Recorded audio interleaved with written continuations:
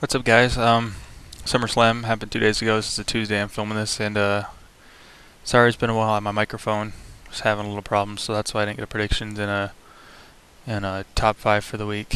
Um, but I'm just gonna run down the list, and tell you my thoughts on what SummerSlam was. I was actually surprised on how well it was compared to what I thought it was 13 days before. Um, so I'm just on WWE.com under the SummerSlam section on the pay-per-view section. And I'll just run down the matches just from the bottom to the top, and I'll even talk about Shawn Michaels' announcement first. WWE, it feels like they've done it. It was when you saw Shawn Michaels' wife come out with him that something was going to happen with her, and it did.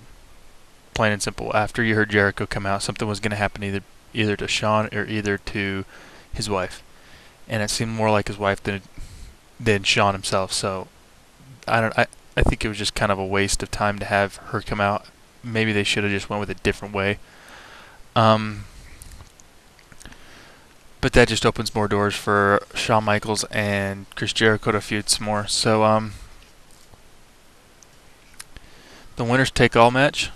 I'm really glad how the way it ended with Santino Marella and Beth Phoenix winning. The reason why I'm saying this is because Santino Marella, he's funny, he's got great mic skills, but they made him out to be way too weak. And I feel like maybe having him as the Intercontinental Champion can actually bring him up as a wrestler. Make him stronger again, and I feel like he'll stay around for a long, long time. I was talking to one of my coworkers today, and he was saying, there's a lot of guys that are in the WWE that when they get released or retire or quit or something like that, they get forgotten. But those people that are really good on the mic and all that don't get forgotten, and I don't think Santino Marella will. So I'm glad it went the way it did. Even though I'm a big Kofi Kingston fan, I'm still happy the way it went.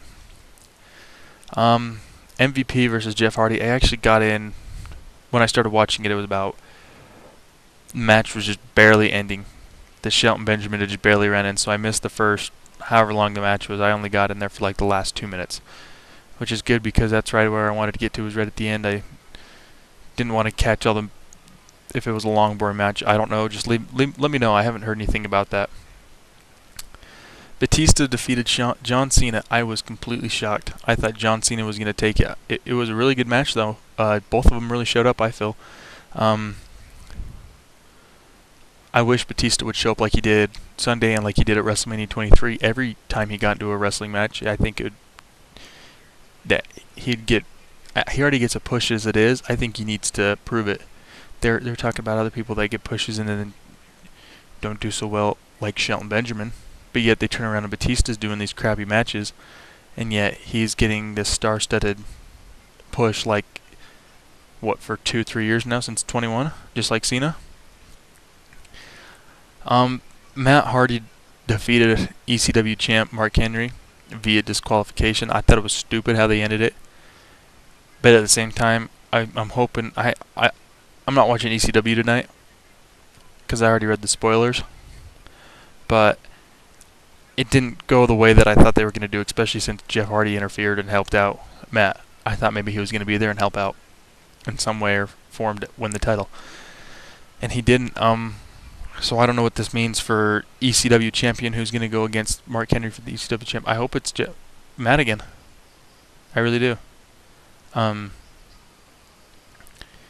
feel like he deserves it. He was put over there. He deserves it. He needs to be the champion of the show and bring some ratings in.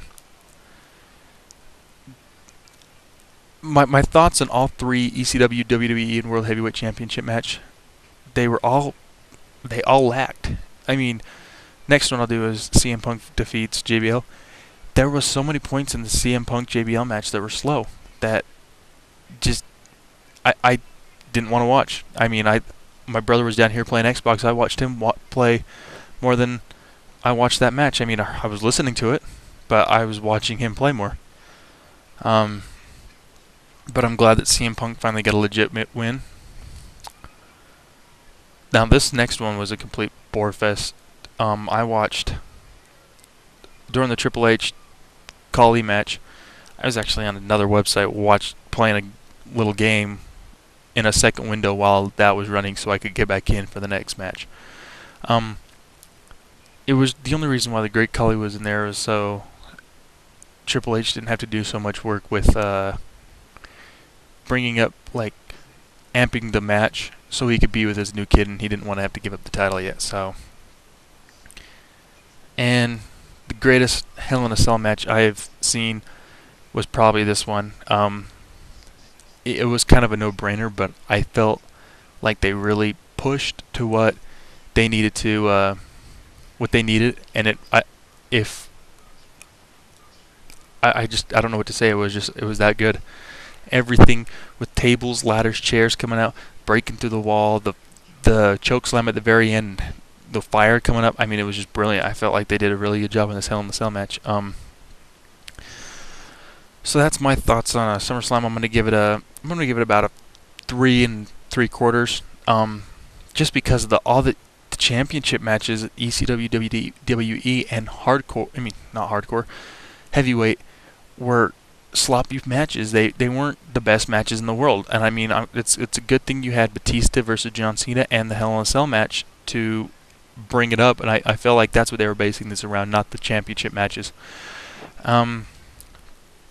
All the reports out there with Randy Orton getting injured, I felt like that I could tell it was a complete ploy. I mean, I even read it after SummerSlam that he was backstage. If he was gotten to that accident, he would have been at home.